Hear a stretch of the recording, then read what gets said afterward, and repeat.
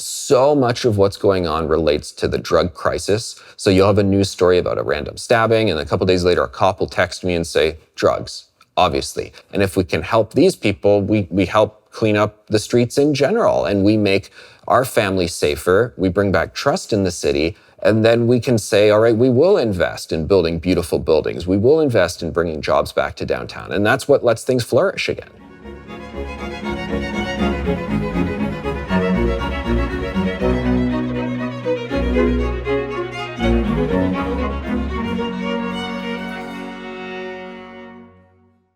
Today, I'm speaking with Canadian journalist, broadcaster, and most importantly, perhaps now potential mayor of Toronto, Anthony Furey. We're going to discuss the need for urban renewal in Toronto, the effects of ramped up homelessness, the demoralization of the police, urban as well as academic decay, a new vision on the artistic front for the city, and those pesky bike lanes, a bigger issue than one might first think. Mr. Furey, thank you very much for agreeing to talk to me today. Let's start with this. You were doing perfectly well as a journalist. I presume you kind of had your own life and that was spinning out quite nicely. Why in the world did you decide to, make a move into the political realm and run for mayor? What impelled you to do that? Yeah, Dr. Peterson, it's great to be here. Thank you so much. And I get asked that question a lot because, yeah, it's a big undertaking to run for mayor of a major city. And the main reason I'm doing it is the issues are so acute right now in terms of the challenges that Toronto faces, the concerns that people have. And as you know, I've been a newspaper columnist broadcaster for well over a decade, interacting with people, all walks of life across the city on the issues. And it really just seemed like the status quo people who have caused these problems, the city councillors, the political class, they're not the ones to fix it. The people who broke it are not the ones to put it back together again. And I feel like the center has shifted in recent years such that people are much more interested in those positions that I've been steadfast on for the number of years. There's politicians who say, I'll go to you, I'll focus group, I'll poll, and I'll create an issue. And I think people see that they're phonies. Whereas the things that I've been talking about for the past number of years, the things that you've been talking about for the past number of years, I think people say, I want to see more of that now, and more of just regular folks, the political center, the apolitical people. They want to talk about those things now, and that's what I'm putting forward right now. That's what I'm going to be fighting for. I mean, as you know well, Toronto is a city worth fighting for, and that's what I'm doing right now. So, what do you think? Two questions then. What do you think are the issues that you just described that need to be addressed by, say, someone other than a member of the standard political class? What do you think those issues are?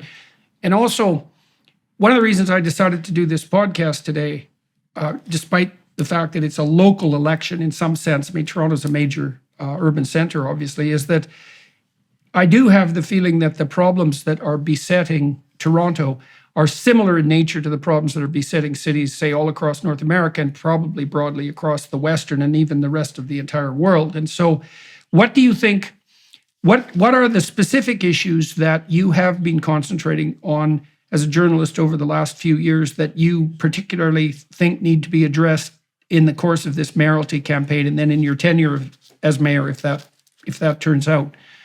Yeah, and now that I've become a politician, I'm going to be really good at flipping the question around and moving to the generality, even though you asked for the specific. But the overarching generality is that they are the issues that it takes someone to be able to take the criticism of the mob to move forward on. Because I think so many of the issues that have led to the urban decay that a lot of our cities are facing right now are because there have been politicians who, because 10 or 20 people show up at City Hall kicking and screaming and call them bad names and say mean words to them, they cave on those issues. And what are those issues?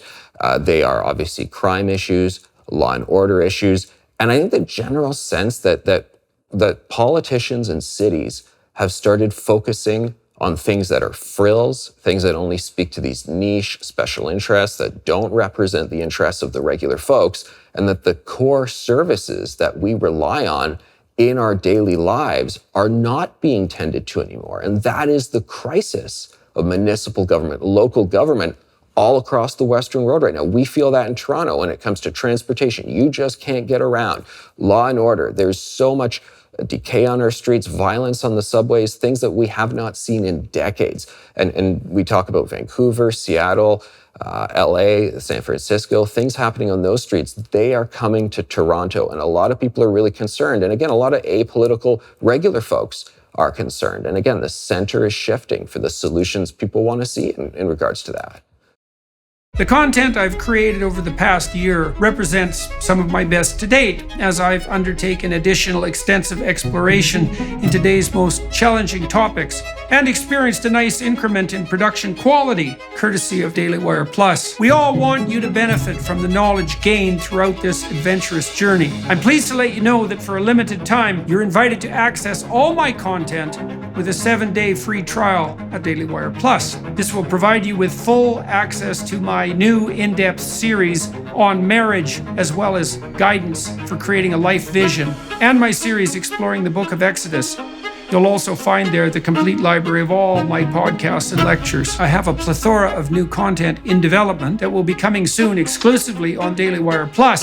Voices of reason and resistance are few and far between these strange days. Click on the link below if you want to learn more. And thank you for watching and listening.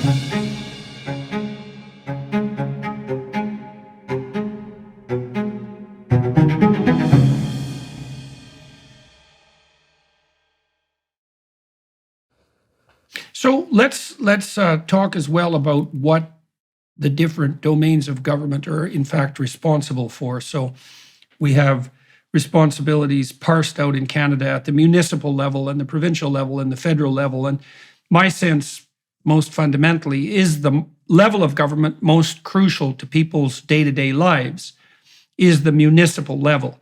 It's also the level that is most difficult to get people interested in and involved in unless they're radicals, as you pointed out, and that gives them a disproportionate sway. So do you want to outline for people what the responsibilities of the municipality are and how the choice of mayor, let's say, is going to affect, well, the realities of their day-to-day lives? Yeah, and there's a saying that goes, all politics are local, because the things that do affect our daily lives are mostly at the local level. So garbage collection being done, for instance, being able to move from point A to point B, transportation, whether that's on the roads, the sidewalks, or the streetcars, the subways, the public buses, all of those things are our day-to-day lives. Policing, feeling like the streets are clean, both in a sense of there being garbage or litter or injection needles lying around on the streets, or just in terms of knowing that there's a police officer there to deal with any disorder. And you know, when I was reflecting on this very question, what is municipal government? What is local politics? As I was going into this race, I remembered back to my philosophy studies. And when you look at Plato and Aristotle, those guys didn't really know much about countries. Countries weren't much of a thing then. It was the city-state.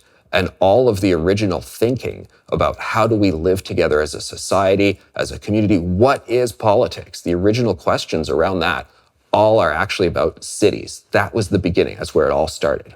Yeah, well, in Toronto, let's go through these: garbage, transportation, crime, and policing.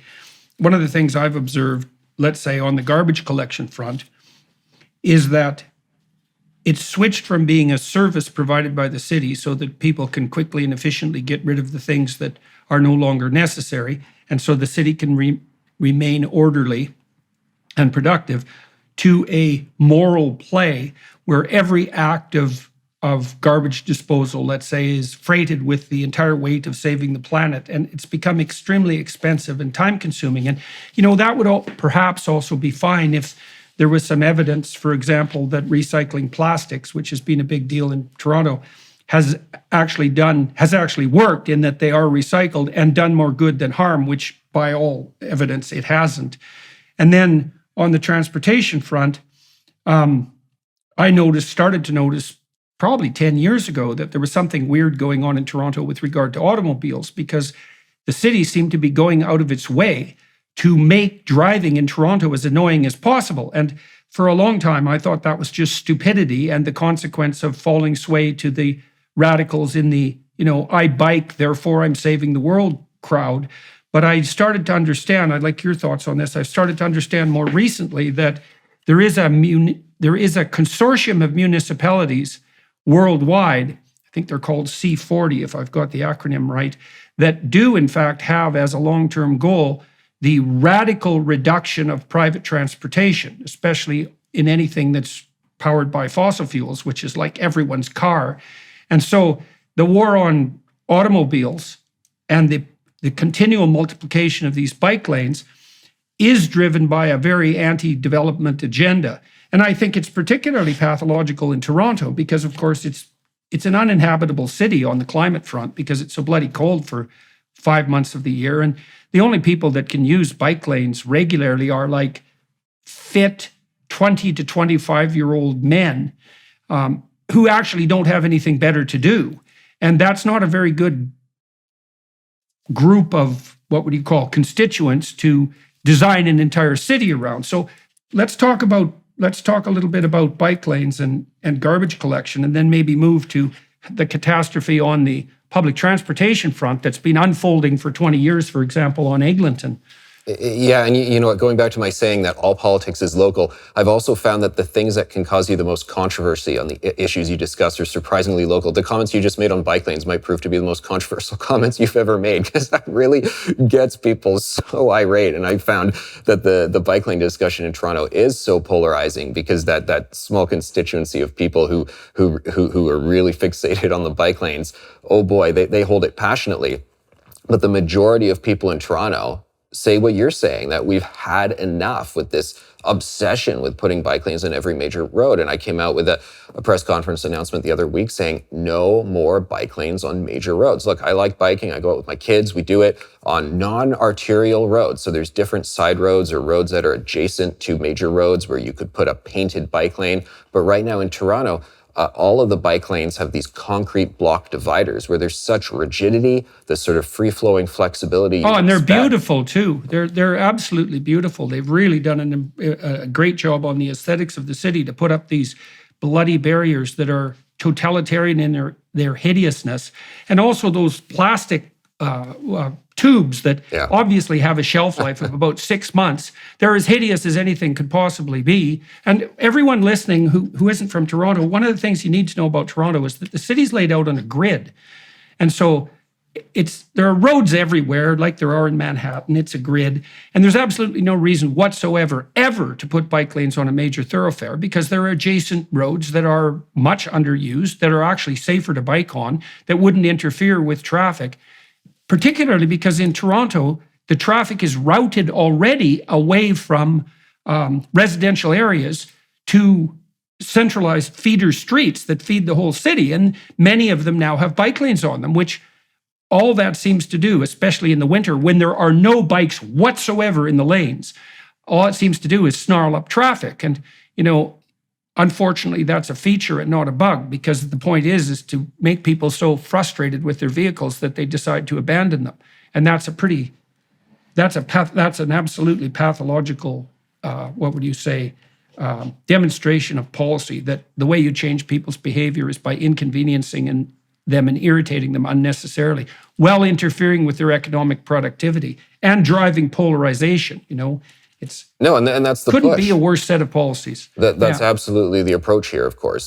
People are very vocal about the idea that we want to limit people's choice. But there are videos that have gone viral on social media where you see when you have those concrete block bike lanes, it means you only have 2 vehicle lanes, so there's nowhere for the vehicles to go when an ambulance passes by. So lots of videos of an ambulance trying to get through, and then how do you make space for the ambulance if you've made those bike lanes so rigid? So I've announced that on some of the streets, we're going to have to tear up those posts you talk about to make room for vehicles to divert in any other situation. And some streets, we're just going to have to get rid of them entirely and put them on non-arterial roads. Look, we're all reasonable people, moderate folks. I mean, there's options for all this sort of stuff, but the idea you have to sort of jam it all into one thoroughfare there, take away the vehicular lanes. We're building a new subway line, and I announced the other week that on those streets where we got a major street, Queen Street, that's being shut down, and then there are other roads where obviously the traffic's going to spill over onto, and we have an entire lane taken up of a bike lane. We should open that up to vehicular traffic because then you can get transportation moving. For the 5 years construction of this subway line, which, to your point, January, February, March, which we pay many millions of dollars to actually clear the bike lanes in the winter when the ridership numbers are not zero, but they're pretty darn close to zero. They're a rounding error. I like knowing exactly where my meat comes from. And with Moink, I know it's coming from small family farms all across the country. Moink delivers grass-fed and grass-finished beef and lamb, pastured pork and chicken, and sustainable wild-caught Alaskan salmon straight to your door. Moink lets you choose the meat delivered in every box. Select an existing box or create your own. Set your delivery cadence and enjoy delicious meat. You can cancel anytime, but you won't want to. If you're not sure where to start, check out their standard box. It comes with a little bit of everything: chicken, ribeye, burgers, and steak. Moink is all about supporting the family farm. Think about it this way: 2% of Americans are farmers, but 100% of Americans eat. We need to show our support for the families that keep us well fed. After receiving my first Moink box, I was floored. The salmon and chicken are both fantastic, and the steak might be the best I've ever had, and keep in mind, I cooked it myself. With a freezer full of Moink products, I can without a doubt say it is a fantastic deal on a ton of delicious and well-produced products. You won't be disappointed, and you can rest assured all of Moink's meat comes from wholesome American farmers.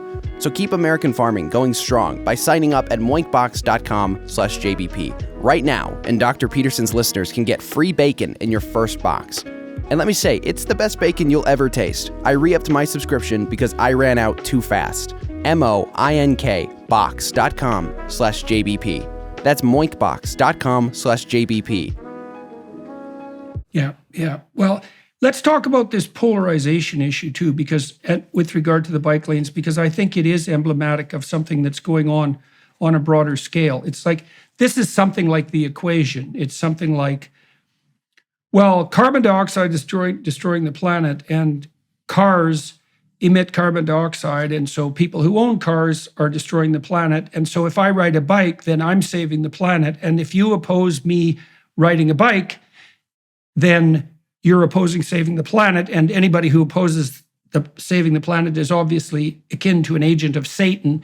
And so now you have the polarization. And the thing that irritates me about that, or one of the many things that irritates me about that, is that has transformed the simple act of riding a bike, which should be just something you do with your family, or you do because you can, in fact, use it to get from point A to B. It's turned it into a kind of messianic moral crusade. And I should point out to all of you who are riding bikes and who think you're saving the planet, you are not saving the planet by riding a bike. You're just riding a bike. And so you should pull the morality out of that argument and put it back into the religious domain where it belongs.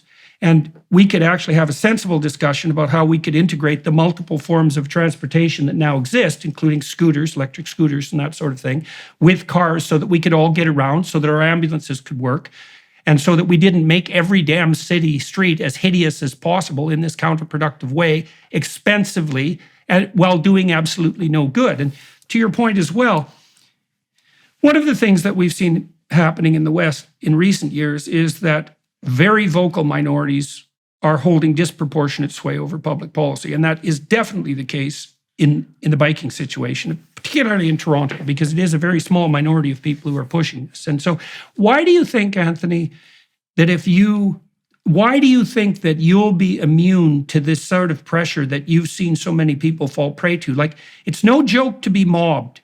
And you know what? It's very, very hard on people. And the radicals are extremely good at weaponizing that mob attack. So why do you think that you'll be able to withstand that? And have you, in some ways, been able to withstand that already?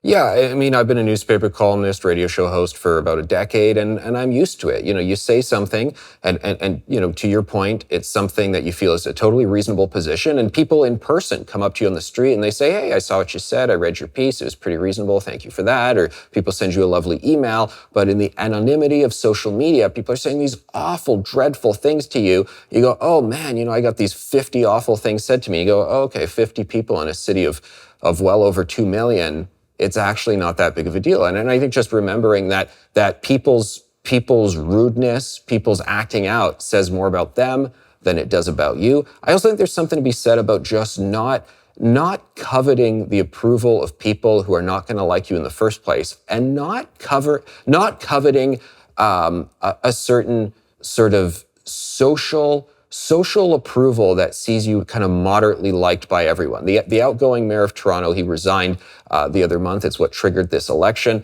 A lot of people have said to me who were friends of that mayor, they said, you know what, we really liked him. He was a nice guy, but he just wanted to be liked so much that he couldn't make a single tough decision because he didn't want 50 people to say mean things about him. And that is ultimately what I think stops so many leaders from leading. You know, I have a friend who was a minister in the Mike Harris government, which for people who aren't in Toronto, aren't in Ontario, they should know that was a conservative government that made some tough choices. So it got a lot of people out yelling at them in the 90s. And my friend said, look, if they're not out burning you in effigy in the first 3 months, not the regular folks, but sort of the niche interests, if they're not out yelling and screaming about you, what on earth are you doing? Why are you out there? Because it means you're not actually making any sort of meaningful decisions. So you just got to be willing to take the heat, and I'm willing for the mob to come for me.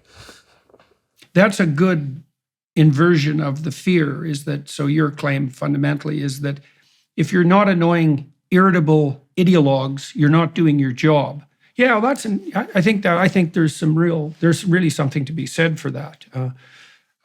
So I'm going to go in two directions now. The first is, what makes you think that you're qualified for this job? Like, what does it take to be qualified for the job of mayor? What makes you think you're qualified in an absolute sense? But then also, what makes you think that you're qualified in comparison to your opponents, who we should also discuss? And to lay out the entire situation on the mayoralty race front. So why are you qualified to be mayor in an absolute sense to begin with, or why do you think you are? Being in the media for the past 10, 15 years in this city, doing the columns, doing the radio work when it comes to municipal issues, it puts you in touch with people from all walks of life, all spectrums of society, all across the city. You hear about their concerns, and then as you're writing about, studying, interviewing, meeting with people about these issues, you're meeting with the top decision makers. And I don't think politics should be about kidding yourself that you're the smartest guy in the room. I think it's about acknowledging that you have the ability to get the smartest gal or guy into the room, to say, okay, we're dealing with this or that. I got to have the humility and good sense to say, get me that guy, as a principal tenet of leadership. And as I've been devising these policies, I mean, I'm not pulling them out of thin air. I'm saying, get this guy on the phone, get this person on the phone, and we're going to figure this out. You know, but bring the best here. And throughout the past decade, I mean, I've been getting in touch with the best as I navigate these issues. And it's never been me myself. It's been me navigating it with these people's guidance. And you bring them to City Hall, because I think part of the problem is that the status quo politicians only bring on those special interest niche activists and just elevate their voices. I want to elevate the voices that are actually able to get things done. I'm meeting with so many people in the business community, and they all say, why aren't we bringing business best practices to City Hall? Why, and whatever you want to call it. There's all these zero-based budgeting, Lean Six Sigma. There's all these different terms they have about bringing managerial practices to the public sector. Why is none of this being done? And I say to them, that's an excellent point. I will bring that. I will elevate those voices. I'll bring you guys to the table. Right. So you feel that you've been in a position to aggregate the concerns of Torontonians serving as a journalist, but also that you've made contact with people who have genuine competence in a variety of areas, and you would be willing to consult with them to find the best solutions going forward. I mean, I've met with leaders all over the world and tried to generate, what would you say, a theory of competent leadership. And I think you actually hit the nail on the head. You hit two nails on the head with your description, because the first thing I've seen that characterizes people who are genuine leaders, it's sort of independent of whether they're nominally on the left or the right, is that they actually go out and listen to people. So one of the things that the word lobbyist, the word lobbyist is derived from this old practice in England where you could meet your member of parliament in the lobby, which was the central building in the House of Parliament, and you could call on them at any time so that you could discuss your concerns with them. So being a lobbyist the lobby was where the politicians actually met the people. And the great leaders that I've seen really listen to their constituents. So Preston Manning, for example, when he built the Reform Party, which was quite an active leadership, he told me at one point that the part of the campaign to build that party that he enjoyed the most was the Q&As after the speeches he gave in arenas and so forth across Alberta, because by listening, in 150 different locations to what people were concerned about, he could find out what their problems actually were and then start to generate policies that were focused on people's actual problems. Then the next point you brought up was that, this is another characteristic of great leaders that I've seen in a variety of realms, is that they're perfectly willing to surround themselves with people who are more informed and smarter than them on any number of issues. They don't have the kind of ego that demands that they're the smartest person in the room all the time, and so they can call on people who are true experts without, what would you say, sacrificing the responsibility of the decision making to those experts, because that's also another danger, as we saw with COVID. And so, okay, so you think you've managed to talk to a lot of people, and you know what the real concerns are in Toronto, and that you've been in a position that enabled you to do that over like a decade, and also that you do have the ability to identify people that are competent and the willingness to listen to them. Do you have any qualms on that front? Like, if you were looking at your weaknesses procedurally with regard to your team, what do you think they might be? What do you need to have bolstered as you go forward? Well, you just want to bring everybody to the table, more voices, and you want to get out there and you want to meet as many people as possible, identify as many people as possible, whether it's the small business people who I've been meeting with over the years, or whether it's the influential people. I mean, it's finding that sort of perfect combination of bringing everyone to the table. When it comes to lobbyists, the big corporations, they are able to pay to have someone come and book a time to meet you at City Hall and talk about their grievances. But I found the smaller businesses, the medium businesses, the ones still run by the families, I mean, they're just not able to do that. They can't afford that, obviously, to hire a lobbyist. And they have to fight a lot more aggressively to just get the airtime for politicians. So you want to go to them. I've said I'm going to convene a mayor's roundtable of small businesses and restaurateurs, which is an industry that's just been totally messed with and decimated. And of course, restaurants are one of the things that people say. People don't say, I'm going to Paris or Rome or Toronto because I want to try the McDonald's at this intersection. They go, I want to go to that unique restaurant I've heard so much about. Yet we've totally gutted that industry during COVID. So giving them a voice too, including those voices. I was in Romania here the other day, and I talked to one of the ministers in the government there, and they've put together a system they call ION, I-O-N, and it uses a ChatGPT-like artificial intelligence system to aggregate public concerns and to bring them to the attention of their political leadership. So, you said one of the weaknesses perhaps in your operation is that you see the necessity of making contact with groups of people who don't have a paid lobbyist voice, and that's a constant challenge. Back to the issue of competence and leadership, you want a leader, you want someone who's intelligent on the general cognitive ability front. You want someone who's conscientious and dedicated, and then you want someone who has a very wide social network, because that's one of the multipliers of competence, right? If you know people who know how to get things done, well, you don't have to know, you just have to call on them, and then you have to get the hell out of their way if you have any sense.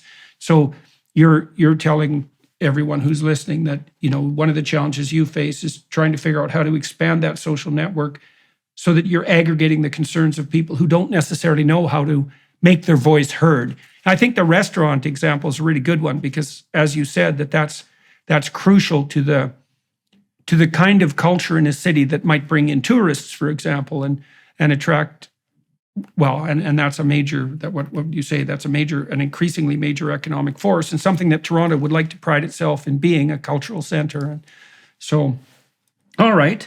So let's talk a little bit about your vision for the city.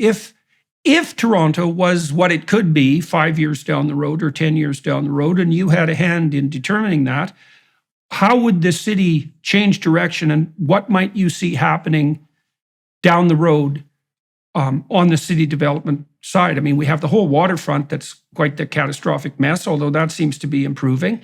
And there's lots of things about Toronto that work well. What would you like to see improved, and what would the city look like if it was really thriving?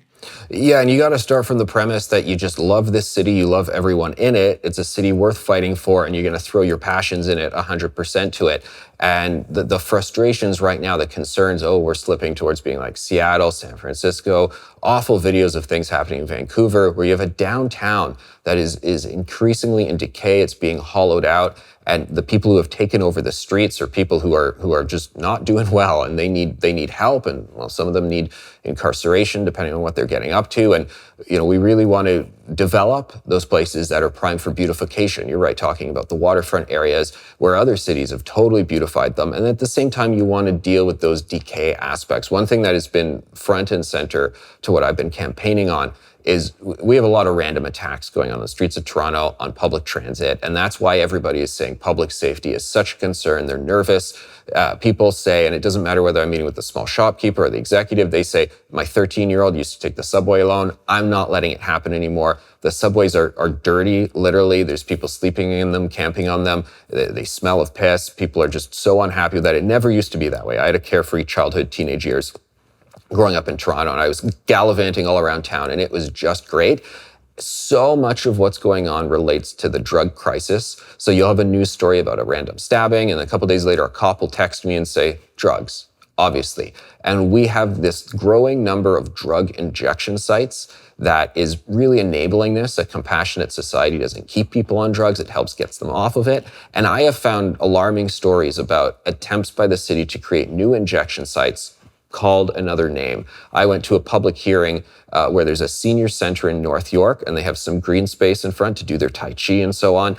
And that green space, they're putting what they call modular housing for chronically homeless men. And you go, okay, what does that mean? And then they add, and there will be harm reduction on site. Oh, okay, you've actually explained what this is. You're going to create a drug injection site on the front lawn of a seniors complex, their only green space. Drug dealers are pretty smart people. They go to where the customers are. So obviously they're going to go to this site. It's going to be total decay. And that's why I have said, as mayor of Toronto, no more new drug injection sites. We're going to take the allocated resources. We're going to flip them into treatment centers to get these folks off of drugs. The goal should be to put these injection sites out of business, to phase them out. And we're helping these people reclaim their lives, because I've been speaking to parents who are so worried about their kids on the street, who are just in violence, they're being arrested, they're hurting themselves, they're hurting other people. They want them off of it. And if we can help these people, we help clean up the streets in general, and we make our families safer. We bring back trust in the city. And then we can say, all right, we will invest in building beautiful buildings. We will invest in bringing jobs back to downtown. And that's what lets things flourish again. Yeah, well, it doesn't look like turning over municipal spaces to drug-addled homeless people and their dealers constitutes a move forward for anyone. I mean, the countries in Europe, like Portugal, that have liberalized their drug laws with some degree of success, have actually paired them. This is something that people in Vancouver, in particular, the politicians in Vancouver, haven't seemed to clue into one bit, is that Portugal, for example, didn't just decriminalize drug use. It also set up very stringent rules surrounding acceptable public behavior on the drug use front. And so the policy is something like, well, it isn't obvious that criminalization of drugs has proved to be a particularly successful social policy. But that doesn't mean that you get to, scream in a meth-induced rage and run toothless and naked down the street, right? Those aren't the same necessary policy. And what I have seen in Ontario in particular, this ominous tendency to presume that homeless people, so to speak, have a right to municipal territory by right of their, I don't know what, catastrophic disarray, and that it's incumbent on everyone to turn over our green spaces to people who are homeless, which is a preposterous notion, because it means that your misery now entitles you to real estate, and to public real estate, and to highly valuable public real estate at the expense of other people. And there's nothing in that policy that's the least bit sensible. There's certainly nothing in it that's compassionate as well, because from a psychological perspective, that looks a lot like enabling to me. If you make it easy for people to continue to destroy themselves, you're not doing them a favor, and you're certainly not some kind of hero. You're just putting forward bad policy because you're ignorant, because you want to feel good about yourself. And if you're doing that at the expense of municipal property that's valuable, the green spaces, for example, then, and making them unsafe, there isn't anything good in that for anyone. Absolutely. And one of the challenges we have in Toronto, affordability crisis, people can't afford homes anymore. So more and more young families are living in downtown with their children, and they take condo spaces, and there are not that many parks. I mean, Toronto has a shorthand known as a city within a park because there is so much green space and trees, which is great. But actual parks where you can go out and have a great picnic and a great time downtown, there's not that many of them. And past couple of years, they have been taken over by encampments, which is why I'm saying, as mayor of Toronto, no, the public space must be available to people and to families to enjoy. And are we compassionate about these people having their troubles? You bet we are, but they can't take over the parks. And the tent encampments must go down so the public space can be reclaimed by the people. It's just getting warm again in Toronto. We've got to be able to enjoy a summer without these tensions happening again, where kids can go down a slide without the parents having to go, oh, are there needles on this slide? I've had that very experience. We now live in the east end of Toronto. We live downtown in condo land, and I have had to say, sorry, son, you cannot go down this slide because, well, there's the needle right there. And I'm not picking it up because I don't have the right material to deal with this stuff. So we got to move on. I mean, that's just awful. Yeah. So okay, let's talk about let's get down to the brass tacks on that front. I mean, when you say something like, well, we need to take the parks back from the encampments, how the hell are you going to do that? I mean, I'm imagining that. I think, well, if you want the woke mob to attack you in a very successful way, it seems to me that a media campaign showing the brutal hand of Anthony Furey oppressing the homeless in parks in Canada, that's a hell of a fine story. And I'm sure there's no shortage of narcissistic journalists that would go to town on that. It's like, we could take the example of a single park. How would you envision actually going about that? Once the camps are established, like, what do you do with the homeless people that are there, and how do you actually take action without it being an ethical catastrophe? Well, the police go in at the right time and they get rid of the tents and they take the people out and they move them to another location. That's how it's done. It's the only way it can be done, and I will make sure we do it. One of the reasons it hasn't been done before, two big reasons. One, the politicians are afraid of encouraging that policy because they don't want the headlines saying, oh, look what this guy did. I know the silent majority is on my side, though, that we just can't have this. Compassion, yes, but you can't take over the parks. Number two, one unfortunate thing that's happened with the anti-police movement in recent years is the police feel demoralized. So many officers tell me, what is the point of doing my job? If I do my job, follow protocols, and I'm not talking about the ones that don't follow protocols and do awful things. They have to obviously follow all the consequences of being bad cops. But the good cops who are just trying to do their job and then they're thrown under the bus by the politicians and their own chiefs. We have a chief of police also running for mayor here who demoralized his force. He threw the force under the bus. If you allow that to happen, if you demoralize your police force, obviously they're going to stop doing the job. And they don't feel like there's any reason to do it because they're just going to be punished for doing it. So one, you say, go in and do this, clear the parks. And number two, when the headlines start coming for me, I'm not going to go, oh, I can't handle this, so I'm going to blame the cops. I'm going to throw them under the bus for something that I initially encouraged them to do. No, we're going to bring back law and order, and I'm going to have the backs of the officers. I'm going to support the police. So how are the police reacting to your campaign? Do you have any sense of whether the rank and file officers are in support of the sorts of things that you've been putting forward? They are, and I'm having a lot of meetings with officers, both officially and unofficially, to hear what's really going on and to say, I support you guys, and to get the sense of what's going on the ground, to speak to the beat cop. Although, to clarify that phrase, beat cop there, one of the things that they identify as a problem is there aren't beat cops anymore. You walk around the streets of Toronto, you're not going to see any police officer just walking the streets. And that was a normal thing for decades. That was how policing used to work. Right now, people walking downtown Toronto go, the next person who turns that corner could be a person in a drug-induced psychosis who's going to attack me. I'm nervous about that. I want to get us to a situation where people go, the next person who turns that corner could be a cop. So both the people feel a sense of assurance, and anyone who's thinking of causing trouble knows, well, okay, I better be careful because the next guy around the corner could be a cop who stops me from making that trouble. So why were the police taken off the walking beat? Do you know how that came about? because we increasingly put our investments, our tax dollars, and our political capital into these shiny new baubles, these distractions, these fringe projects, and we let the core services be ignored. So it's a funding problem. I mean, we have defunded the police in Toronto. Without a doubt, we have fewer police officers in Toronto now than we did 10 years ago, despite the fact the population has grown. Where did all this crime come from? Where's all this disorder? Well, obviously, cause, effect. That's what's going on right now. And we got to turn it around. We have to invest again in the basics, whether it's public transit, which I'm going to do, or in policing. And we've just got to do it. We have to reprioritize.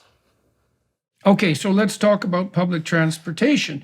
We could talk about, well, while the war on automobiles has been raging in Toronto, there's also been a tremendous amount of noise about improving the transportation system, the public transportation system. And most of that's been noise, and I think that Eglinton is a very good example of that.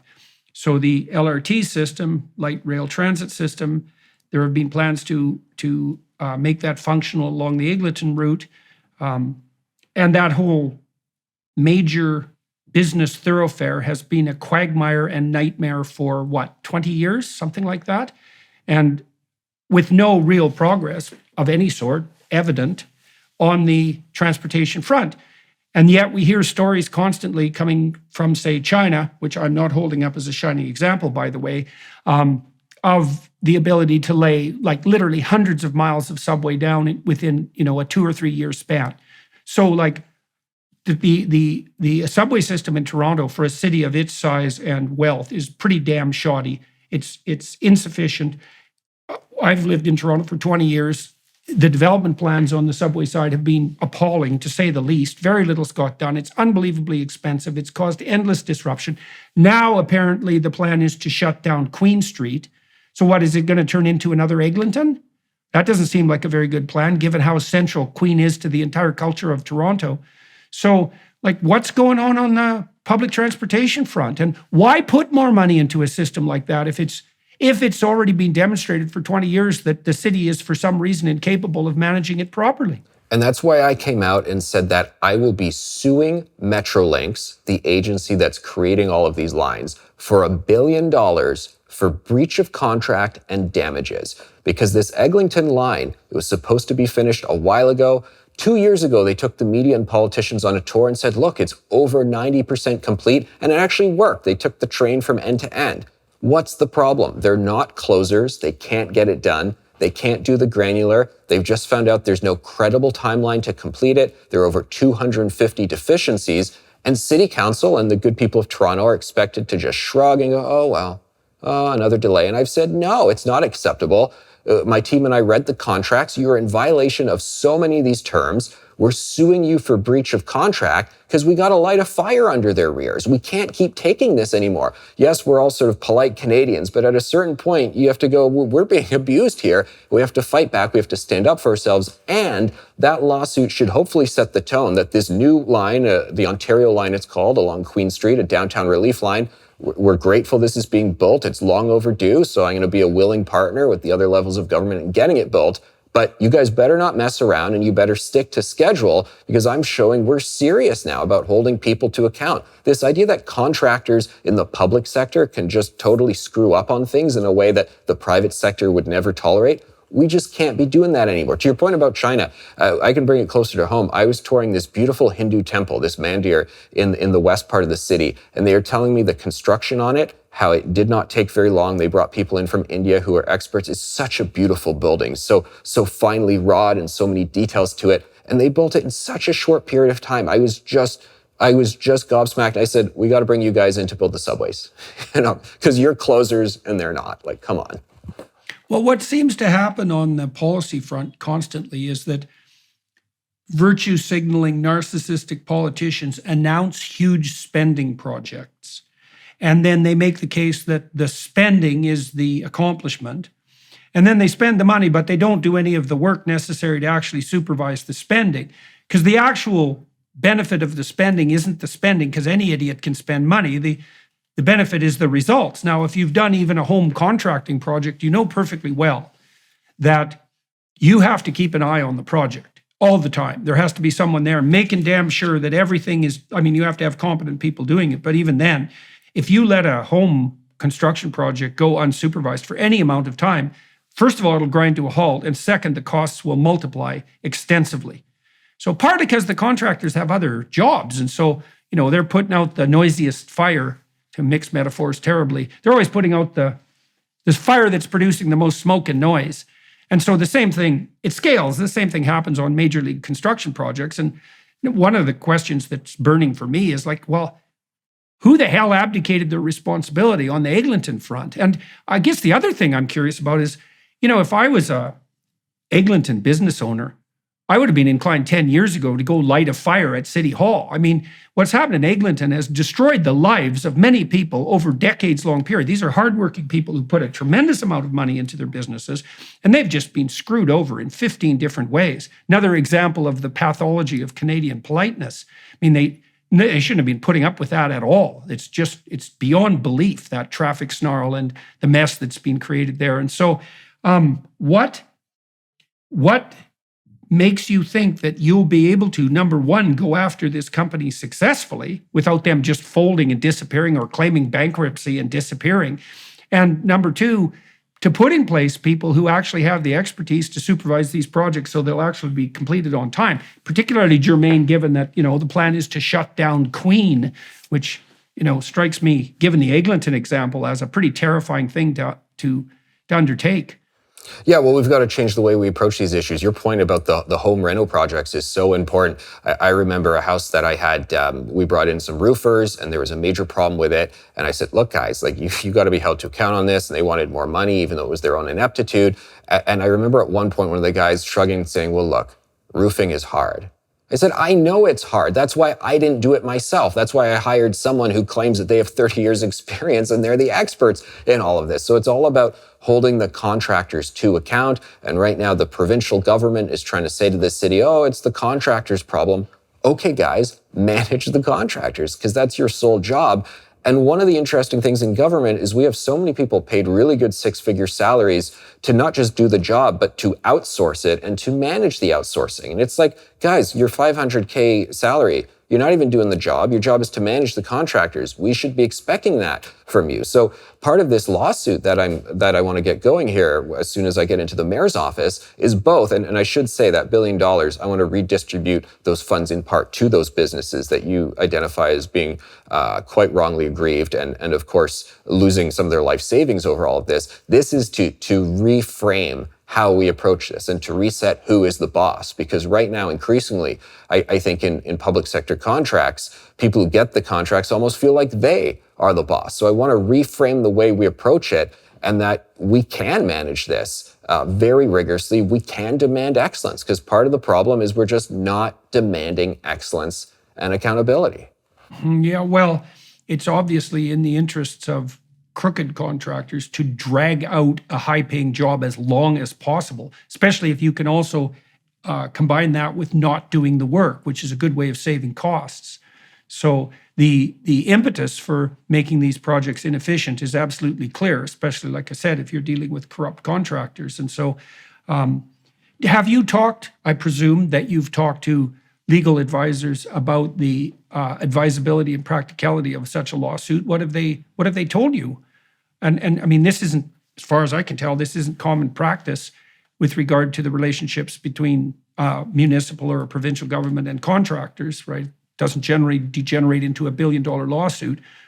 What makes you think that you can go forward with this on legal grounds? Well, because you read through the contracts and it's glaringly obvious that they are in breach of contract on a number of fronts. So you proceed from that. And actually, I mean, you're right, but when it comes to dealing with the subway system, actually the contractors are currently suing the provincial government over their own grievances. So it's like these guys, again, that the contractors think they run the show, they've actually commenced the lawsuits. And the city of Toronto is once again the passive player and the residents are just expected to take it. I want to get the city of Toronto in the game. I don't like endless litigation, but the contractors are the ones who almost have the greatest inertia. They got the biggest balls at the table right now. And again, we got to say, no, we're getting in the game too. We're the only ones not triggering legal action right now. So again, that just puts us on the defensive and we don't have a voice at the table. Right. Okay. Well, we've talked a fair bit about, some of the remediating some of the idiocies that currently plague Toronto, let's say on the bike lane front and the park front and the public transportation front.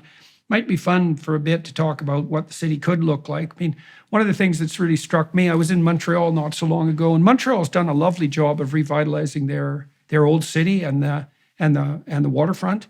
So it's extremely accessible to people. It's very, very beautiful. It's a lot of fun, and that's something Montreal's really good at. I mean, that damn city, man, it's produced a civic life that's just top rate, If you're speaking of world-class cities, there's probably one in Toronto or one in Canada, and that would be Montreal, given all the things that it has to offer. And Toronto claims world-class city status constantly, which is one of the reasons it's actually not true, because if you are a world-class city, you don't have to yell about it constantly. But we have this amazing waterfront that's because the whole city is spread out along this gigantic lake with its beautiful beaches. But so much of that is still marred by construction rubbish and like detritus of the last 150 years of pointless and counterproductive planning. And like the city could be very waterfront centered. And there has been some moves on that front right downtown with some real progress made, I would say, over the last 20 years. I mean, then there's nighttime in Toronto too. I think what was done with the CN Tower, for example, lighting it up, that's kind of fun and playful. And many cities across the world have instituted these festivals of lights that make their cities really glow and dance at night. And like Toronto could be a real hopping place. It has the possibility for that. Very well developed waterfront and like a very exciting downtown and a cultural hub if that was handled intelligently. What do you see on the positive front for Toronto under your guidance as mayor? As mayor, I'll say yes to big, bold, exciting, and fun ideas because Toronto has become a city of no. And we always look for reasons to knock things down, what we call tall poppy syndrome. There's something that's going to be very inspirational, very powerful. Well, let's come up with reasons to actually criticize it instead. I've been speaking to a lot of real estate developers who have some very ambitious ideas. And when development is coupled with beautification, with boldness, it can be a really powerful thing to rebuild the city because you don't want the bureaucrats and you don't want the politicians beholden to special interests. You want the people who are the great innovators.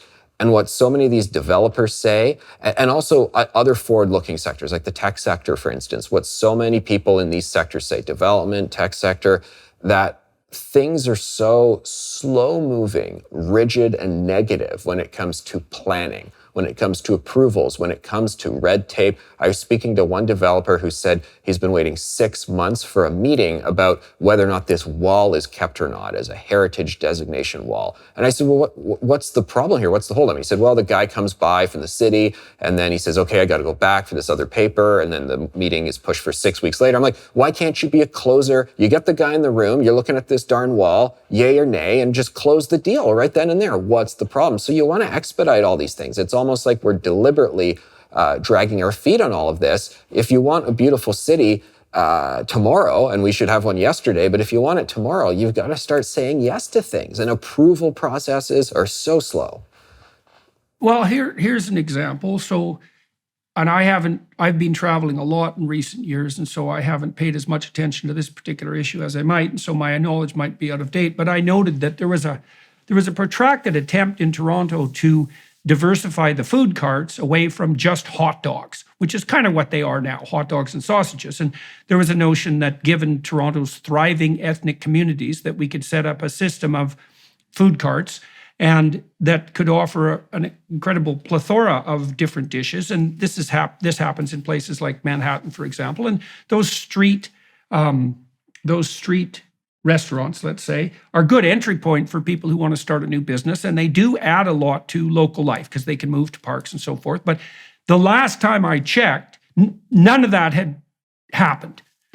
All the carts were still serving hot dogs, sausages, and French fries, essentially. And that much touted diversification of food cart hadn't occurred at all. It seemed to me a classic, very local and detailed example of that culture of no that permeates Toronto thinking. I saw a lot of that at the University of Toronto, for example. There was always 1,000 reasons why something interesting and exciting couldn't be done. Covered up with a patina of we celebrate excellence. It's like, yeah, I don't see much evidence of that, plenty evidence to the contrary. What's happened? Do you know what's happened on the food truck front? And do you think that's emblematic of the kind of problems that you've been describing? It is, and the issue has regressed. So the other year, we introduced something called Cafe TO, where because of COVID and indoor spaces were in lockdown, so they said, okay, we want to have more outdoor spaces, so we're going to expedite letting you have patios that are just on the sidewalks or even sometimes in the parking spaces there. We'll just let you turn it into a patio, so it would be like a Parisian experience, and great, awesome. So we did it. And then this year, they've decided, you know what, let's start charging. We let them do it for free. Let's charge them $3,000 for each one of these patios. You're like, why? What's going on here? Because it's a cash grab, because they realize we can do this. They started it. They've already put the outlay for it. Now we've got them. Let's get the $3,000 out and we'll bring in $20 million on all this, dinging them all. Hold on a second. This is it's a beautification measure. It gets the place jumping. It's brought in all this economic activity. So of course, how can we take something from them? How can we screw them over on the sly a little bit? And so many businesses are outraged. I came out in front of the cameras the other day. I said, no Cafe TO fees. I'm axing them. I'm getting rid of them. We shouldn't be in a situation where government wants to micromanage everything, stifle everything, and key to government, how can I get money out of this? How is this a revenue opportunity? And that's really concerning. And that plays into how they can't get the food truck game going and the general approach to any good thing that comes along. So when you're out talking to people now, tell me some of the stories that you've heard from people that are talking to you on a day-to-day basis that have struck you most deeply and that you regard as, say, pointing in an emblematic way to the problems that the city faces. I mean, you've been talking to people all over the place. And what's that been like and what have you learned? Well, like I said, everybody brings up the public safety issue. It doesn't matter where they are on the spectrum of society. One story I will never forget, a father knew my positions on the drug injection sites. His daughter has been all through the system in tragic ways. He told me, completely sort of sober-faced, emotionless, his family story of the past couple of years. He spoke for about 20 minutes straight to tell his daughter's story. I was in tears at the end of it. And I was just hearing this story. I was not the father reliving it. It's still ongoing. It is an absolute tragedy what's going on in our streets in terms of enabling the drug culture. Obviously, there's so much violence, hospitalization. The girl had been pushed into sex trafficking and just horrendous details. And this is happening in people's daily lives. And yet, because we have a small number of activists who stand up and use buzzwords around harm reduction, we're just supposed to not say boo about this. We're supposed to accept it all. And I'm not going to, a very deeply human, emotional conversation with a father in pain, an ongoing pain for that family. And I'm not supposed to do anything about it because 20 people are going to hold up a placard with a rude word about me. Not cutting it. That the safety issues and the urban decay are so real. It is just dreadful. These videos coming out of Vancouver, Seattle, everyone says they're seeing that stuff on Instagram, on Twitter. They don't want to see Toronto go one step further in that direction. And my commitment to the people of Toronto, I've said as mayor of Toronto, I will stand strong on that stuff. We're going to clean up the streets or else we're just going to decay further. So would you regard that, like if you had to make another factor I've noted that characterizes leaders rather than pretenders is that they actually have a list of priorities, because the pseudo leaders have 100 problems and they're going to solve all of them. And wherever they turn, someone has a problem and they're instantly offered the assurance that that's going to be a top priority. And the thing about top priorities is that there's actually one top priority, and you can't do everything. You have to make a hierarchy of necessity. It's one of the reasons I like Bjorn Lomborg's work on the environmentalist front, for example, is he's rank ordered solutions according to cost benefit, for example. And so it sounds like that one of the primary priorities that you would have as leader is that it's public safety broadly. That includes cleaning up the parks. That includes making the subways safe. Is that your number one priority? How does that fit in with the idea of like beautification of Toronto and development of economic opportunity? Where do you see your priorities? How would that be laid out in your first, say, year of government? Public safety is 100% key. It's my main priority. Phasing out the drug injection sites, getting beat cops back on the streets so people feel like this city is something they can make beautiful again. They want to make beautiful again. They can build buildings here. People are going to buy those buildings, pay property tax, which gives us the funds to keep investing in things. Businesses say, I do want to reinvest in downtown because my employees feel like there's a place for them to live and a safe place for them to live, where they no longer want an exodus from both downtown and it's spilling out to other parts of Toronto as well. If you don't have public safety, if people don't want to be in the city, then it's a non-starter. And we got to bring law and order back. We got to bring back those assurances. Do you have any concerns about, well, I mean, one of the concerns, and I suppose it's a reasonable concern, is that if you are pushing a law and order platform, that you tilt the city towards excess policing, towards excess authoritarian, heavy-handed authoritarianism. And obviously that can be a problem because there can be too much policing. And as there was during the COVID era, let's say, the so-called pandemic of authoritarian virtue, how do you what dangers do you see on the policing front, and do you have some sense of how you might ameliorate the concerns of people who are afraid of a more law and order approach? Yeah, and a couple years ago when people were taking to the streets across North America to protest the police more broadly, I never once said in my commentary, don't do those protests. Don't go out there and I've never said to anyone, don't protest, don't make your voice heard, because part of that experience was reminding police that their job is to serve and protect the people. They're hired by the people and they respond to the people's concerns. So there's a pressure valve moment where people want to get their thoughts out on the police and hold them to account. By all means, do it. The problem is, what we did a few years ago is we threw the baby out with the bathwater. The pendulum just went bonkers in totally the wrong direction, defunded the police, demoralized the police, and detasked the police. That's a phrase officers use when they're speaking to me. Took away the things they do. So right now, I'm not particularly afraid of going in the wrong direction. I just want the pendulum to get back to normalcy right now. And so when the policemen say that they've been detasked, my suspicion is that has something to do also with the removal of localized autonomy, right? I mean, policemen have to be able to make their own decisions at the micro level because, well, someone in a managerial position isn't on the ground and watching the situation. And individual policemen get thrown under the bus a lot for doing that. And obviously that's going to be demoralizing. And when you talk to policemen about their concerns about doing their job, what sort of things are they telling you that are interfering? What are they afraid of? Toronto has a broken windows problem where all the minor infractions are totally allowed. There is zero policing of minor infractions, and that sends the message that, well, why not do a major infraction? If no one cares about the little things, are they going to care about the big things? So the detasked means that there was a time when you'd call 911 or call the local division directly and you'd say, we have some graffiti here, or we have a guy causing a disorder problem, my house has been broken into, my car was stolen. You're increasingly redirected to this service 311, where an operator who's not at all connected with the police says, okay, sir, I'll take a note and maybe one day someone will get back to you. I'll give a very real example.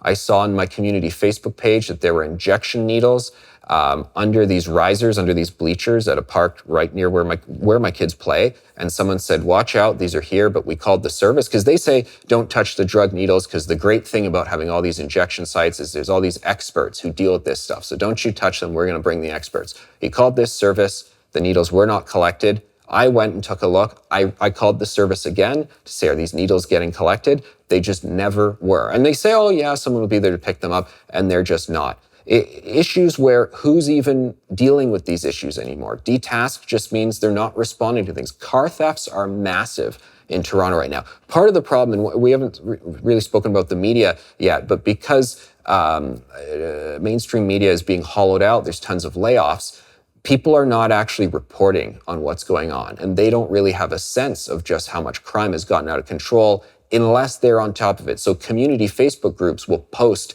the news releases that are on the police website that talk about these sexual assaults, these stabbings, these robberies, and they get to people via their community hubs, but they're not in the news. So if you're not in those community safety Facebook pages, or if you're not talking to somebody who's had this stuff happen to them, you're oblivious to what's actually going on. And it is brutal right now, the volume of things. I was in the capital city of Albania a while back, and unlike most Eastern European cities, it is graffiti free. And you might think, well, that's who cares? And I would say, well, if you traveled through Eastern Europe, you'd care. And this is also true of Rome, by the way, because there is an assortment of magnificent architecture that's absolutely marred. And it's not bloody well marred by street art. It's marred by miserable little psychopathic thugs who are doing nothing but tagging. And the cities look dreadful as a consequence. And they actually fixed that in Albania. They had about 50 people to begin with tasked with going around and painting out the graffiti. But they started finding the graffiti artists, so-called, and they identified the small number of them that were actually talented and figured out how to use their talents in a more productive way. And so they've managed to reduce their graffiti removal team to one person. And the whole city is clear of this scourge. And it really is a scourge. And I think it is a broken window scourge, is that if tagging is allowed to go unaddressed, first of all, it adds to the general ugliness of the city. And that's demoralizing. It shows that the thugs can, manifest their psychopathic narcissism without any danger of being stopped. And that does encourage broader scale, social misbehavior and crime. And so, well, I've been trying to think through what processes might be necessary to bring a vision of, an artistically thriving but well-ordered society into being. And this idea of co-opting some of the people who are involved in these low-level criminal activities seem to be an interesting one. I mean, you talked about the broken window problem. You talked about the needle problem, for example, and the fact of homelessness in the park. What other elements of urban decay do you think are sending the wrong message to people in Toronto? One big issue that so many different groups talk to me about, and I've met with Hindu parent groups, Asian parent groups, meeting with an Islamic association, so many concerns about an issue you've talked a lot about, education and the school system. Now, the Mayor of Toronto does not run the school system. It's a provincial issue, but you have a relationship with the head of the school board and the trustees, an ongoing relationship. And I've told these parents, I will be your advocate. I will elevate your voices, because they are very concerned about the lack of academic excellence. Instead, there's a lot of advocacy, a lot of activism going on in the school system, and that schools have become zero consequence environments where the broken windows theory is almost being taught in the worst possible ways in the system. That as kids, there's zero consequences to things. My wife and I are always telling our kids, hurry up, you're going to be late for school. What are you doing? This is unacceptable. You can't show up to hockey late. You can't show up to class late. And yet there was a time when I was a kid when if you did that, well, there'd be a problem. It would be acknowledged that you let the team down, you've let the class down, maybe you have to go to the office, it's marked on a page, and now there's no consequences. So we're kind of saying, come on, guys. And then when it actually happens, and the couple times they are late, or the kid who's late every day, they go, Mom, Dad, why are you nagging us about this? This is clearly not a problem. It doesn't matter. You don't have to do all this. I don't have to remember to do my homework. If I don't do my homework, what are the consequences? Nobody cares if I don't do my homework. And I'm not blaming the teachers, or at least I'm not blaming all of them for this, because a lot of teachers tell me that this is a problem as well. The system just doesn't allow this to happen. Because again, going back to the policing, we reached a crossover point where principals, teachers, superintendents who did bring consequences to kids where they were needed, they were thrown under the bus by the politicians, by the senior bureaucrats. So we have this cascading problem at the education level as well. So why not, when you graduate from high school, or when you're in grade 10 and school lets out, why not go do tagging on people's private property? I mean, there's no signal that that's something one shouldn't be doing. Yeah, so that's part of a reflection of this broader social malaise and also the increasing hyperdominance of the radical types who, use this narcissistic compassion to twist things around. And so you got involved in municipal politics, and what has that done to your journalistic career at the moment? Like, what are you putting on the line to run this mayoralty campaign? I mean, if you win, obviously you're going to be mayor, but if you lose, what happens if you lose? What do you have waiting for you? Do you go back to your career in journalism? How does that work out? I'd like to think I have a lot waiting for me, because this has just been such an amazing experience. And I say, if you want to fall in love with the city of Toronto all over again and remember what you like about it, you run for mayor, because you just meet so many amazing people, and people open up their doors, they open up their hearts to you. So I think everything opens up when you just go around and you make those meaningful human connections. And I'll say, particularly coming out of a period where we weren't making human connections for a good 2 years. And as you know, Toronto was one of the most locked down jurisdictions in the world. To sort of reopen things and just sit down and have meaningful human connections, this has been such a great privilege for me. And I think regular folks really want the sort of stuff that you've been talking about for years, that I've been talking about for years. So I'm in it to win it. And every day we're making connections with new people and more individuals joining the team, because they want to go in this new direction. And the people, the fringe niche activist agenda is increasingly, I think, losing momentum. People don't realize that they're undeniably on the down, that all the indicators show that these folks do not have the influence and power they did, and it's time to put the regular folks back in charge again. And we can do it. So, okay. So let's talk about that. You made 2 points. Then I'm going to ask you about the alternatives again to being mayor, let's say, because I'm interested in the price you pay for this. But you made the case. I've been talking to people in my audiences that, if they're concerned about what's going on in the political front, especially with regards to the more extreme activist types, that they should really think hard about involving themselves in the political process, because obviously something's wrong. And obviously, if people who are centrist and competent don't involve themselves, then people who are extreme and incompetent will take over. And so, part of the rise of the woke nightmare is also the abdication of the competent. And so now you said, you got involved in this political campaign, and it's actually been really good for you. It's been heartening. It's made you more optimistic.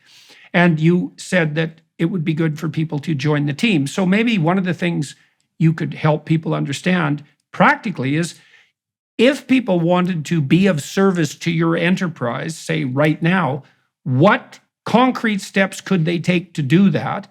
And then also, why should they do that? What would be useful and productive on their front for, taking the time and energy to involve themselves politically?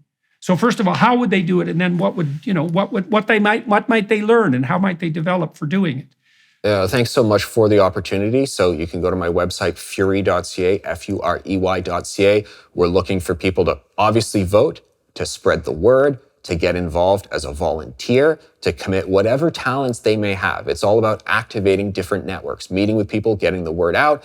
And obviously campaigns also cost money. So to make a contribution, which you can make at Furey.ca, and there is a rebate program where you actually get about 75% of your money back. After the election, they just write you a check back. It's how the system works right now. So I say, would you give me $75? And people say, oh, yes, I would. I say, oh, well, then could you give me $300?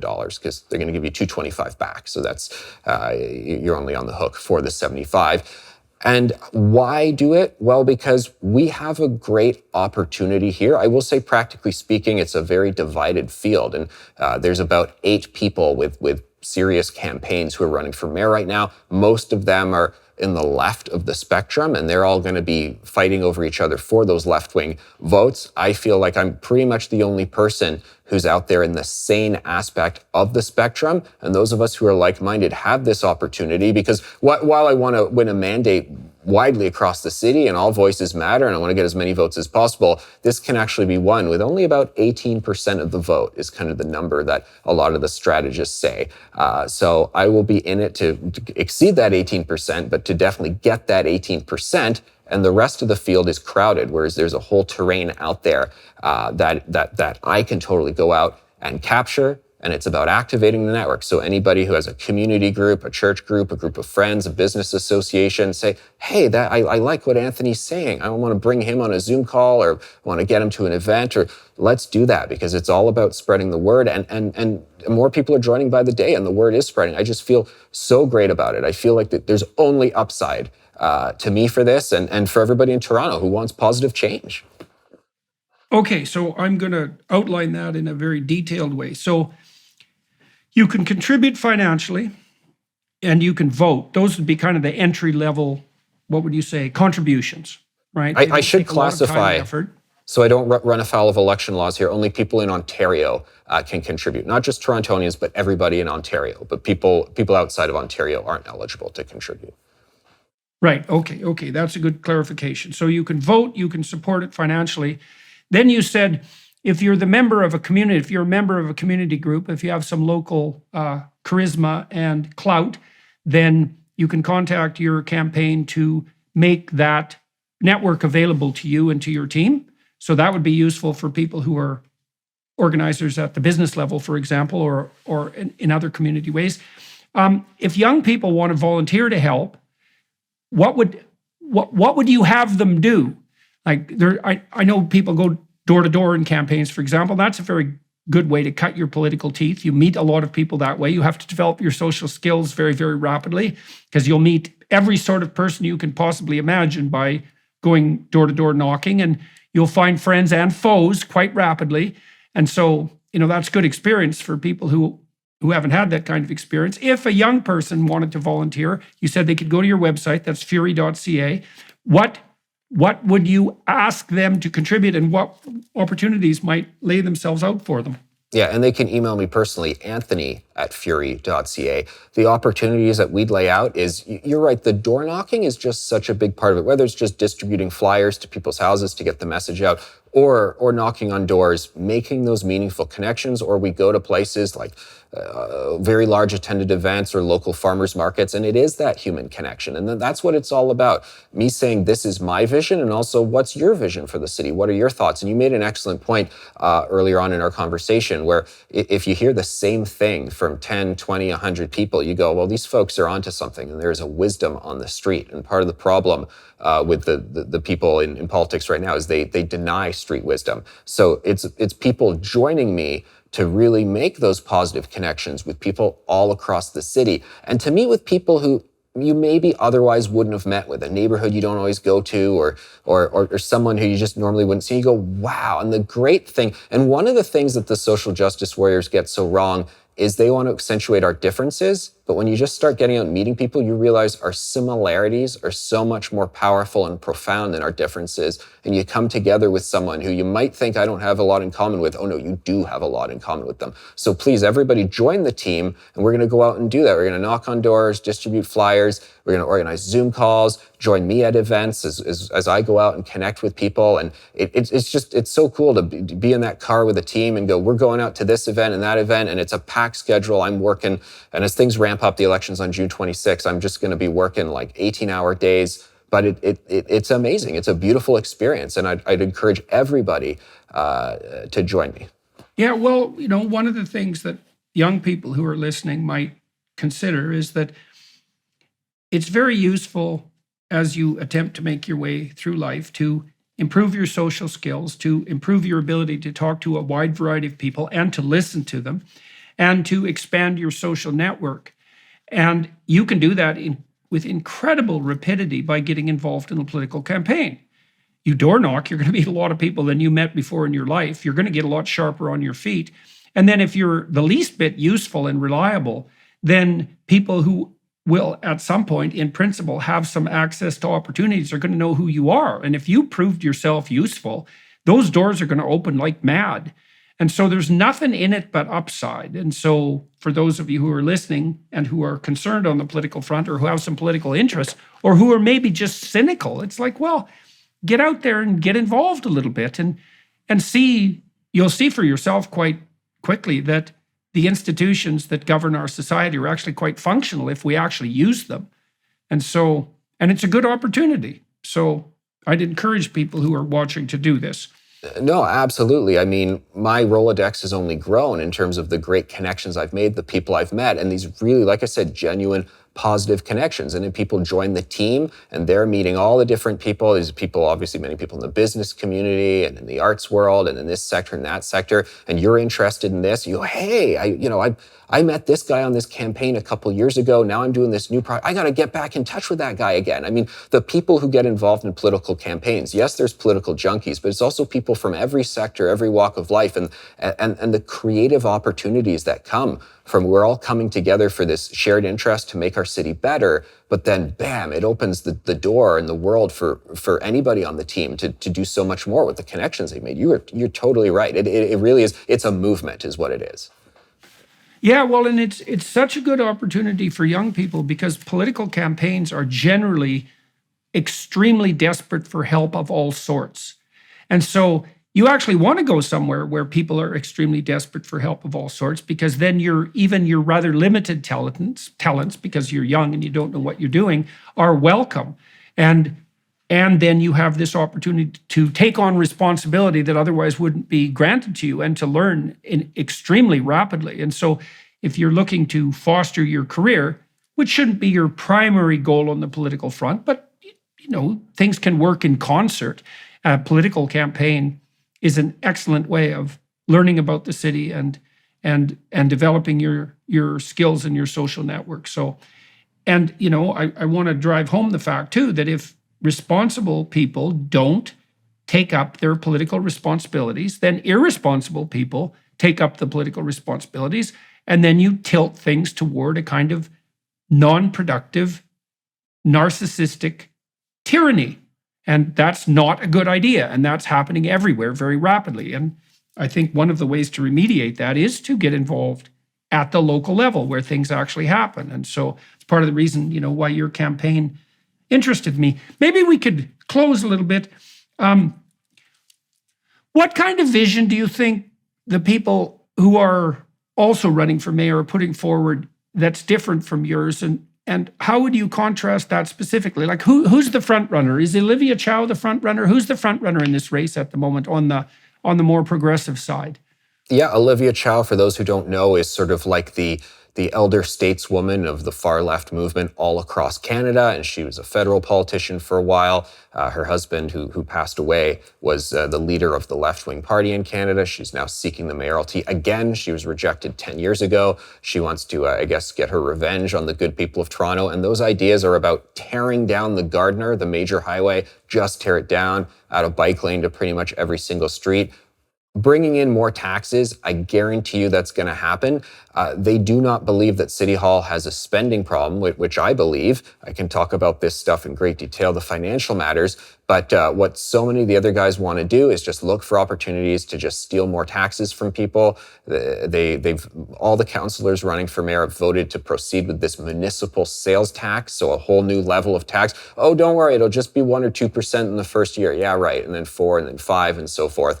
They're going to get addicted to the revenues from it. If we have an affordability crisis right now, which we do with the rising price of food, is this a good thing for folks, particularly low-income folks? Absolutely not. Shopkeepers, disincentivizing them. They're coming up with all these other crazy entirely new taxes that they're going to try and impose upon people. That is not the right way forward. It's not the responsible way. I have said flat out no to these new taxes. And instead, what we got to do is be responsible with the books. And if we grow our city, the more units of housing you're building, well, there's property taxes that come with that. So you're building your revenues that way. You're doing a positive growth, a positive way of growing the coffers by inviting more people into town to share in this great city building project we're doing.